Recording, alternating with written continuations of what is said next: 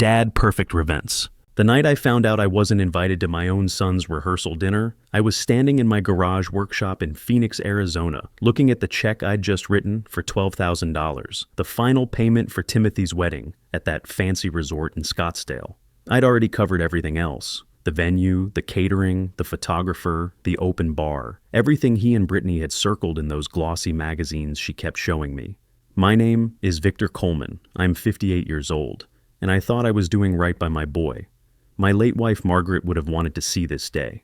She always said Timothy was going to do great things, just needed the right support to get started. I called Timothy to let him know the payment went through. "Hey son," I said when he picked up. "Just deposited the Scottsdale resort check.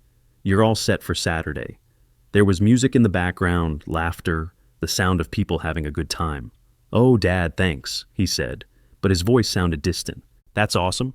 So what time do you want me there Friday?" I asked. "For the rehearsal dinner? I was thinking I could swing by early, help set up if you need anything." Long pause. Then I heard a different voice cut in. Brittany, my soon-to-be daughter-in-law. Sweet as honey, but sharp as a blade when she wanted to be. "Hey, Victor," she said, taking the phone. "Actually, the rehearsal dinner is just for the wedding party and immediate family. You know, keeping it intimate and meaningful." I switched the phone to my other ear. Immediate family? "Brittany, I'm his father. I am immediate family." Right, she said, in that patient tone people use when they think you're not getting something obvious. But it's really just the people in the ceremony. Timothy's groomsmen, my bridesmaids, our parents who are walking us down the aisle. But I was walking him down the aisle. I was his father. I was the one who taught him how to swing a hammer, how to read blueprints, how to be a man of his word. "I'm walking Timothy down the aisle," I said slowly.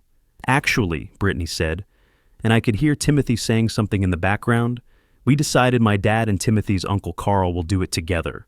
You know, since Margaret isn't here, it feels more balanced that way."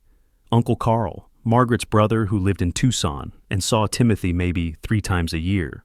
He was walking my son down the aisle, not me. Not the father who'd spent countless weekends teaching Timothy everything I knew about construction, about building things with your own hands, about the satisfaction of honest work.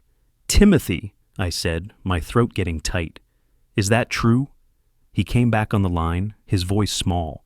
"Dad, it's just Brittany's family is really traditional, and they thought it would be more meaningful if I didn't hear the rest." The garage suddenly felt too small, too quiet, too full of all the projects I'd started with Timothy when he was a kid. The workbench where I'd taught him to use tools. The corner where we'd built his first bookshelf together. The spot where he used to sit and watch me work on engines, asking a million questions about how everything fit together. "Dad," Timothy said, "you understand, right? It's not personal. It's just, this is our day, and we want it to be perfect. Our day. The day I'd been saving for since he was born. The day I'd cashed out part of my 401k to pay for.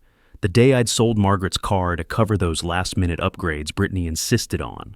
"Sure," I said. "I understand. Great. So we'll see you Saturday at the ceremony. 3 o'clock sharp. Love you, Dad." The line went dead. I stood in my garage holding a silent phone, looking at all the tools I'd collected over 35 years in construction. Tools I'd used to build a good life for my family, to teach my son the value of honest work. Tools that apparently didn't matter anymore. I walked back into the house and sat at the kitchen table with my financial records spread out. Since Margaret died 3 years ago, I'd been keeping careful track of every dollar. When you're living on a contractor's pension and Social Security, you have to watch every penny. But looking at the numbers now, really looking at them, I saw something I'd been too guilty to admit. In the 3 years since Timothy met Brittany, I'd given them $47,000. There was the $15,000 I'd loaned him to start his graphic design business that never quite took off. He'd come to me with this whole presentation about modern marketing, digital this, and social media that. I didn't understand half of it, but he was so excited, so sure it was going to work. The business folded after 8 months. Then there was the $8,000 when his car broke down, and he needed a reliable one for client meetings. A nearly new Honda that he said would help his professional image. I figured transportation was important for any business. The $6,000 when they had to move apartments suddenly because of mold issues. I never saw the apartment or any proof of mold, But Timothy said they needed to get out immediately for Brittany's health. The $12,000 for this wedding at the resort, and dozens of smaller amounts over the months. $500 here, $1,200 there, always some emergency that couldn't wait. Car insurance, medical bills, security deposits, urgent vendor payments. $47,000 was more than I earned in a full year when I started swinging a hammer at 23. It was the down payment on the house Margaret and I had saved 4 years to afford. It was Timothy's entire college fund that we'd built $75 at a time for 18 years, every payday without fail. I picked up my phone. 3 texts from Timothy, all sent after midnight. Dad, you're not mad, right? Brittany's family is just particular about these things. Can't wait for you to see me walk down the aisle with Uncle Carl and Mr. Wells. Uncle Carl, who couldn't tell a Phillips head from a flathead screwdriver. Uncle Carl, who'd never spent a summer teaching Timothy how to frame a wall or wire an outlet. Uncle Carl, who was taking the place I'd earned through years of being there, of showing up, of being the father who built things with his hands and his heart. My hands shook as I set the phone down. Something inside me had broken. Not in a loud way, but quietly, finally, like an old rope that's been fraying for years and finally hits its last thread. I opened my laptop and logged into my bank accounts. The joint checking account I'd set up for Timothy's emergencies showed a balance of $2,100. It should have been closer to $8,000. I clicked on the recent transactions and my stomach dropped. $800 withdrawal. Car insurance emergency $1,500 withdrawal. Medical bill can't wait $2,200 withdrawal. Wedding vendor deposit urgent, all within the last month.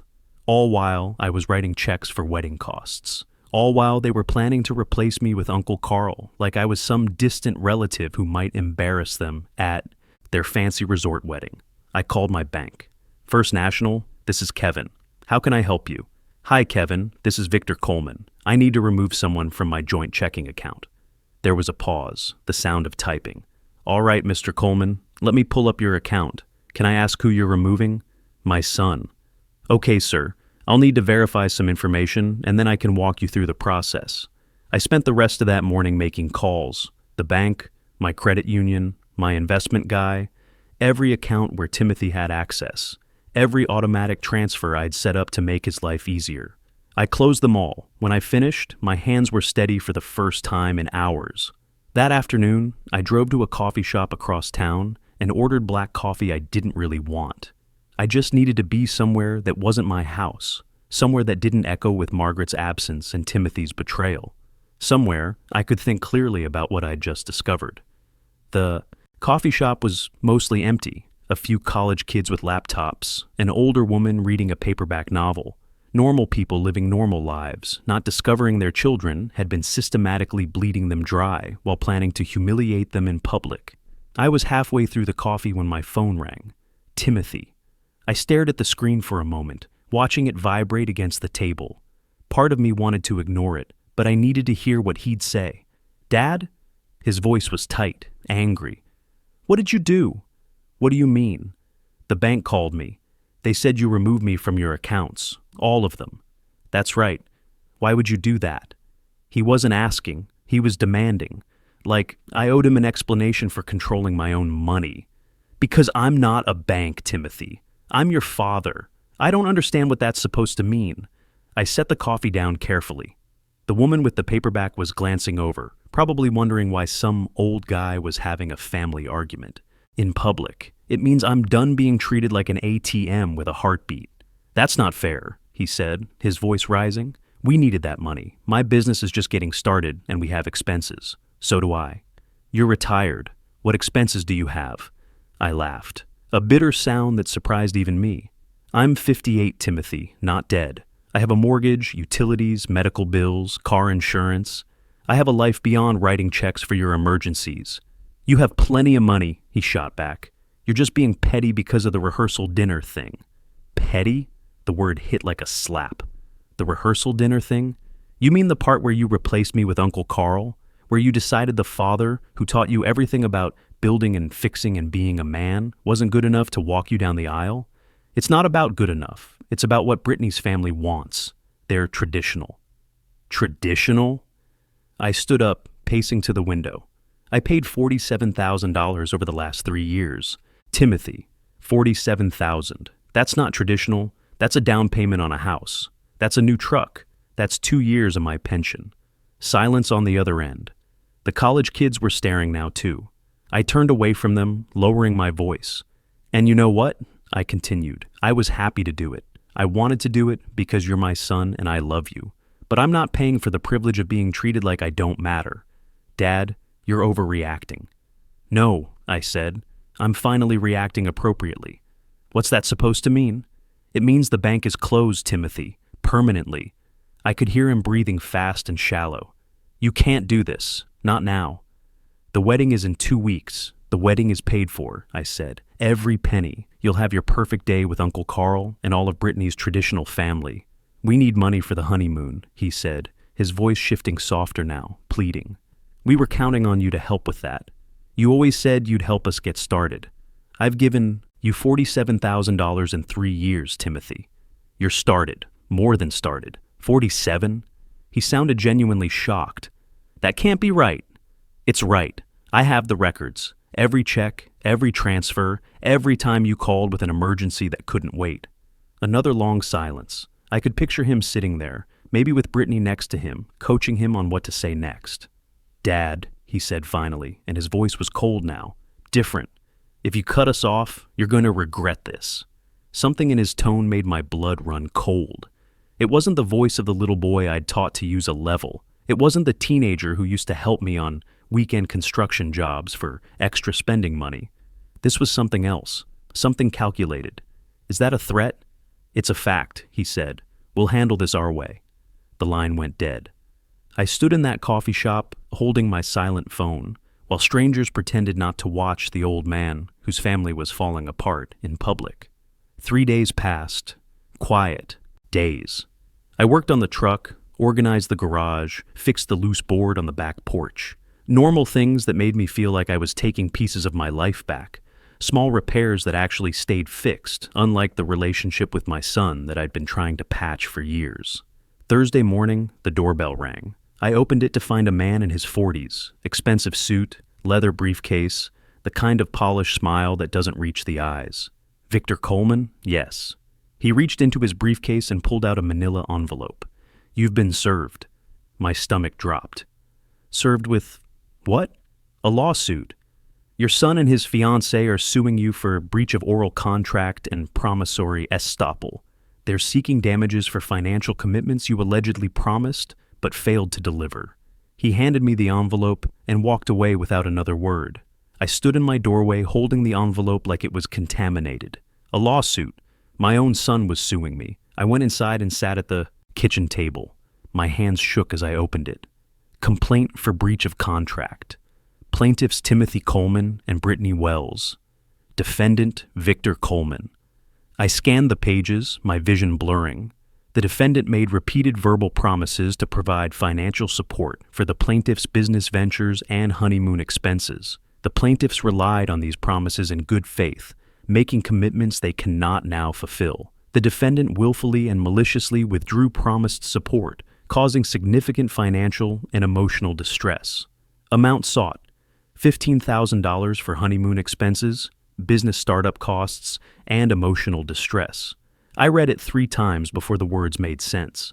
They weren't just asking for honeymoon money. They were asking for damages for the crime of stopping them from bleeding me dry. Emotional distress for not letting them treat me like a walking wallet. My phone rang. Unknown number. Mr. Coleman? This is Nancy Foster, attorney at law. I'm calling because a colleague mentioned your situation. Do you have legal representation? How did you know about this? Small legal community, she said. Cases like yours are more common than you'd think. Have you been served yet? 20 minutes ago. Would you be willing to meet with me this afternoon? No charge for consultation. 2 hours later, I sat across from Nancy Foster in her downtown office. She was maybe 50, sharp eyes behind reading glasses, the kind of calm presence that made you feel like things might actually work out okay. She read through the complaint, making notes, her expression unchanging. Well, she said finally, This is textbook financial elder abuse disguised as a contract dispute. Elder abuse? I'm 58. You're a widower with adult children making financial demands under threat of legal action. That's abuse. She leaned forward. Tell me everything. Start from the beginning. So I did.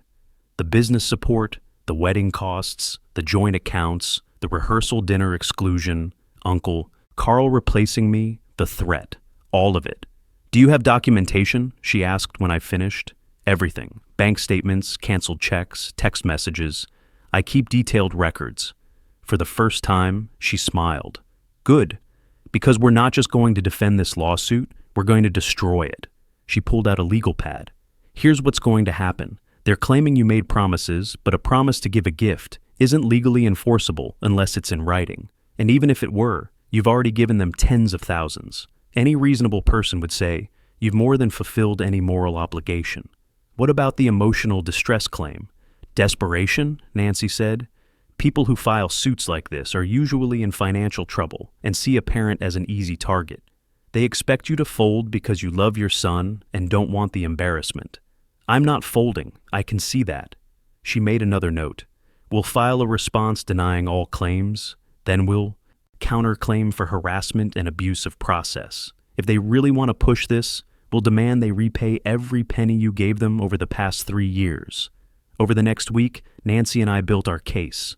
Every bank statement going back 3 years, every text where Timothy asked for money, every email where I said yes, every withdrawal from the joint account. The paper trail was devastating. We organized it all in a thick binder with tabs and highlights. Nancy called it our nuclear option. The following Tuesday, I was replacing a faucet in the bathroom when a car pulled up. Timothy's Honda.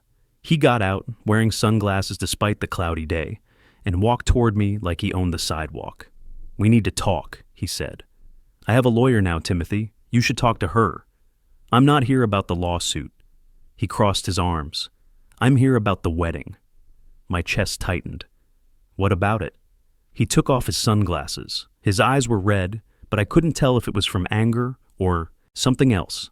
Brittany and I have been talking, he said. We've decided maybe it's better if you don't come. The world tilted sideways. Don't come to your wedding? It's going to be awkward with everything that's happening. The lawsuit, you cutting us off, making this whole thing about money. We don't want that energy on our special day. Making it about money. The kid who was suing me for $15,000 was accusing me of making things about money. Timothy, you're the one suing me for $15,000. Because you promised, he snapped. You've always promised to be there for me. And now, when I actually need you, you're being selfish. Selfish. There was that word again. I've given you nearly $50,000, and we're grateful, he said, but his tone said otherwise. But that doesn't mean you get to control our lives. This is our wedding, our day, our decision. I paid for it. So what? You think that buys you the right to judge us? To embarrass us? I hadn't made any scenes. I'd just stopped saying yes. To every demand. He stepped closer. You know what? Fine. Keep your money, keep your boundaries, but don't expect to be part of our lives anymore. Brittany's family warned me about this. They said you'd try to manipulate me, use money to control me. I didn't believe them, but I was wrong. Each word hit like a physical blow. I have never tried to control you. Then why are you doing this? Why are you ruining the happiest time of my life? Because I'm your father, not your piggy bank. He stared at me, and for just a second I saw something flicker in his eyes. Uncertainty, maybe, or recognition. But it vanished as quickly as it came. Don't come to the wedding, he said again. I'll have your name removed from the guest list. He turned and walked back to his car.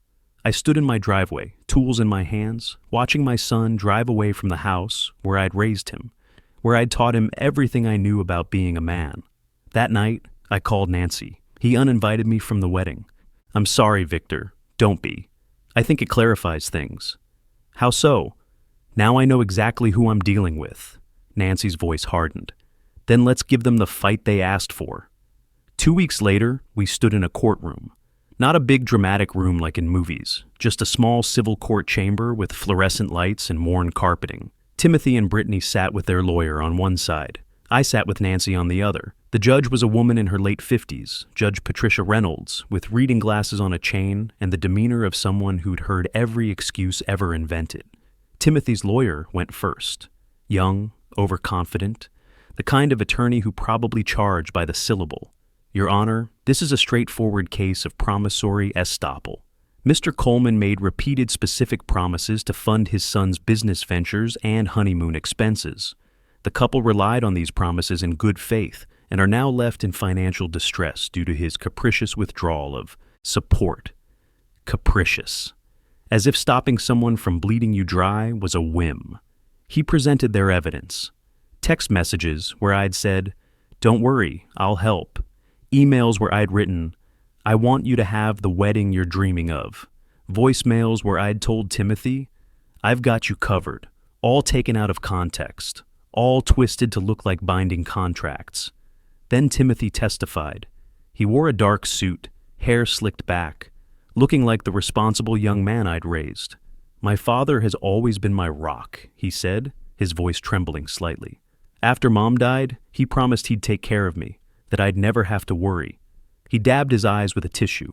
"My business partner and I planned our startup expansion based on Dad's promise. We booked the honeymoon, made commitments. And then out of nowhere, he cut us off, said horrible things about Brittany, accused us of using him. He looked directly at me. I don't understand what happened to my father. It's like he became a different person." Then Nancy stood up, calm and precise. "Your Honor, the plaintiffs would have this court believe that Mr. Coleman abandoned his son. Nothing could be further from the truth." She opened our binder. Over the past 3 years, Mr. Coleman has given the plaintiffs $47,000, not lent, given with no expectation of repayment and no written agreement. She walked Judge Reynolds through the documentation, every check, every transfer, every time I'd said yes. "This is not a man who fails to support his son," Nancy said. "This is a man who was systematically exploited until he finally said enough." Then I testified. I told the judge about the rehearsal dinner, about Uncle Carl replacing me, about the unauthorized withdrawals, about the threat Timothy made when I closed the accounts. "Your Honor," I said, "I would have given my son anything. I did give him everything, but the moment I stopped, he sued me and banned me from his wedding. That's not a son seeking his father's support. That's someone who sees me as a resource to be mined." The courtroom was quiet when I finished. Judge Reynolds removed her glasses. "Let me make sure I understand. Your clients received $12,000 for a wedding, $15,000 for a business venture, and multiple other payments totaling $47,000 over 3 years. And now they're suing for an additional $15,000 because Mr. Coleman declined to fund their honeymoon?" Timothy's lawyer shifted uncomfortably. "Your Honor, the promises were made." "Alleged promises," the judge interrupted. "Verbal statements of support are not binding contracts, especially when the defendant has already provided substantial assistance far exceeding any reasonable expectation." She looked at Timothy and Brittany. "This court categorically denies the plaintiff's claim." Relief flooded through me, but she wasn't finished. "Furthermore, I'm troubled by the timing and nature of this lawsuit. Filing for emotional distress while simultaneously excluding the defendant from a wedding. He funded suggests this action was brought in bad faith." She looked at Timothy's lawyer. "I'm ordering the plaintiffs to pay Mr. Coleman's legal fees." The gavel came down. In the hallway afterward, Nancy shook my hand. "You did it, Victor." Through the courtroom doors, I could see Timothy and Brittany arguing in hushed, angry voices. Their lawyer was packing his briefcase with sharp, frustrated movements. "Do you think he'll ever understand?" I asked Nancy. Nancy looked at them and shook her head. "Some people never do. But that's not your responsibility anymore." I walked out of that courthouse into the bright Phoenix afternoon. The air smelled like desert rain and possibility. Over the following months, my life changed in small, important ways. I started volunteering at a trade school, teaching young men the skills I'd spent 35 years perfecting. I found family in my students, kids who appreciated what I had to offer, who saw value in hard work and honest craftsmanship. I traveled, drove up to the Grand Canyon, visited my old Army buddy in Colorado, ate good barbecue in Texas. I lived for myself, not for Timothy's expectations or anyone else's demands. 6 months later, I received a letter, simple envelope, handwriting I recognized. "Dad, Brittany, and I separated last month. Turns out she was only interested in me as long as the money was flowing. My business failed too. I'm not asking for forgiveness. I just want you to know that I'm starting to understand what happened. I treated you like you were only valuable for what you could provide. I don't expect you to forgive me, but I needed you to know that I see it now. What I did, what I lost. I'm sorry, Dad. Timothy. I read the letter twice, then folded it and put it in my desk drawer. Maybe I'd respond someday. Maybe I wouldn't. But for now, I was okay with the silence. That evening, I stood on my back porch, watching the sunset paint the desert mountains in shades of gold and red. Margaret would have loved. This view, this peace. I thought about her sometimes, wondered what she'd think of all this. I believed she'd be proud, not of the lawsuit or the pain, but of the man who finally learned to value himself. I'd built a good life with these hands, raised a son the best I knew how. And when that wasn't enough, I'd learned to build something else. Boundaries, self-respect, a future that belonged to me. My name is Victor Coleman. I'm 58 years old, and I've learned that love doesn't mean letting people destroy you. Sometimes the greatest act of love is teaching someone where you end and they begin. For the first time in years, I sleep well at night, knowing I did the right thing. My life belongs to me, and that's exactly how it should be. I learned that enabling someone's destructive behavior isn't love. It's participating in their failure, and sometimes the most loving thing you can do is refuse to be part of the problem. Real strength isn't about how much you can give or endure. It's about knowing when to say no and having the courage to walk away from people who mistake your kindness for weakness.